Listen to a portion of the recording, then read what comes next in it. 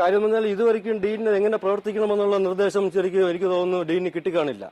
ഡീനിനെ ആരാണ് നിയന്ത്രിക്കുന്നത്?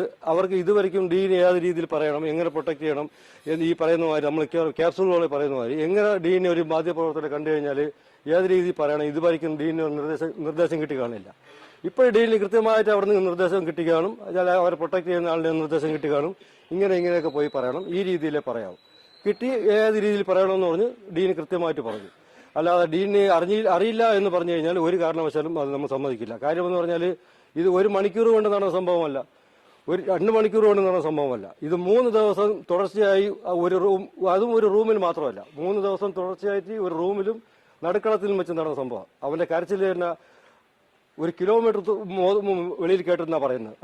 അവന് നല്ലവരായ കൂട്ടുകാർ പറയുന്നത് 1 കിലോമീറ്റർ വെളിയിൽ കേട്ടുന്നു. അയാൾ 50 മീറ്റർ അപ്പുറത്ത് ഒരു മതിലിനപ്പുറമായി ഡീൻ എന്ന് പറയുന്ന വാർഡൻ താമസിക്കുന്നത്.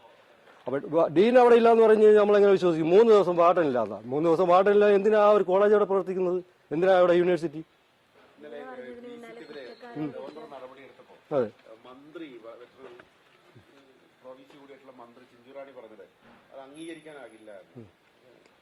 മന്ത്രി പറഞ്ഞത് അങ്ങ് ശരിയായിരിക്കും, അംഗീകരിക്കാനാവില്ലായിരിക്കും. കാര്യമെന്ന് പറഞ്ഞാൽ മന്ത്രി പറയുന്ന കാര്യങ്ങളെല്ലാം വി സി ചെയ്തുകൊണ്ടിരിക്കുകയായിരിക്കും. മന്ത്രി പറയുന്ന എന്ത് ജോലിയും വി സി ചെയ്യായിരിക്കും. അതുകൊണ്ട് മന്ത്രിക്ക് നല്ലതായിരിക്കും വി സി. അതുകൊണ്ട് മന്ത്രി പറയുന്നത് ചിലപ്പം അവരുടെ ഭാഗത്ത് നോക്കി കഴിഞ്ഞാൽ കറക്റ്റ് ആയിരിക്കും. കാര്യം എന്ന് പറഞ്ഞാൽ വി സി ചെയ്ത ഏറ്റവും വലിയ തെറ്റ് ഇന്ന് രാവിലെ, ഏറ്റവും വലിയ തെറ്റെന്ന് പറഞ്ഞാൽ ആ ഡീനിനെതിരെ ഒരു ആക്ഷൻ എടുത്തില്ല, കുറ്റക്കാർക്കെതിരെ ആക്ഷൻ എടുത്തില്ല, അല്ലെങ്കിൽ ഒരു പ്രസ്താവന പോലും അതുവരെ ഇറക്കിയില്ല.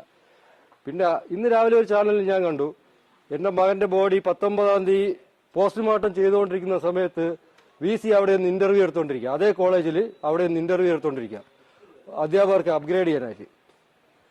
എന്റെ മകന് പോസ്റ്റ്മോർട്ടം അവിടെ നടക്കുന്നു, വി സി അവിടെ നിന്ന് അധ്യാപകരെ അപ്ഗ്രേഡ് ചെയ്യാനായിട്ട് ഇന്റർവ്യൂ എടുത്തുകൊണ്ടിരിക്കുന്നു.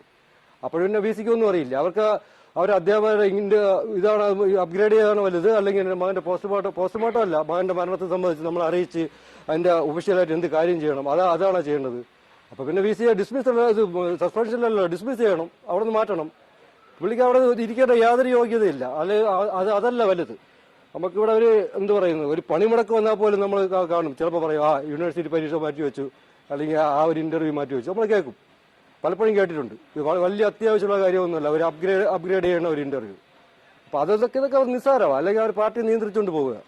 പിന്നെ വി സിക്കെതിരെ നടപടി എന്ന് പറഞ്ഞാൽ ഈ സസ്പെൻഷൻ മാത്രം ഒതുക്കിയാൽ പോരാ, പുള്ളിയെ ഡിസ്മിസ് ചെയ്ത് മാറ്റണം, സർവീസിൽ നിന്ന് മാറ്റണം.